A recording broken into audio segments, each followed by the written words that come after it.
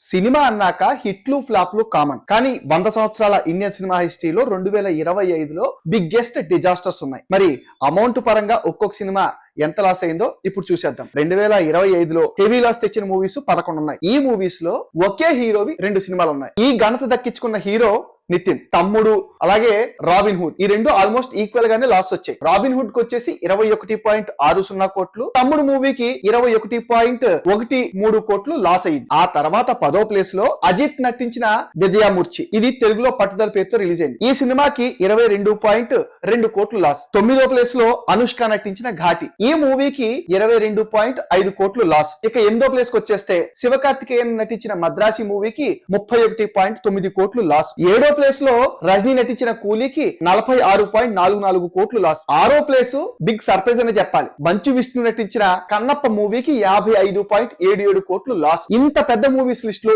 ఈ మూవీ ఉంటదని ఎవరు ఎక్స్పెక్ట్ చేయరు. ఇక 5వ ప్లేస్ కి వచ్చేసరికి పవర్ స్టార్ పవన్ కళ్యాణ్ నటించిన హరిహర వీరమల్లు మూవీకి 57.65 కోట్లు లాస్ వచ్చింది. నెక్స్ట్ తగ్ లైఫ్ కి వచ్చేసరికి 58.2 కోట్లు లాస్. ఇక 3వ ప్లేస్ లో వచ్చేసి రామ్ చరణ్ గేమ్ చేంజర్, ఈ సినిమాకి 114.3 కోట్లు లాస్. ఇక సెకండ్ ప్లేస్ లో ఎవరున్నారో తెలుసా?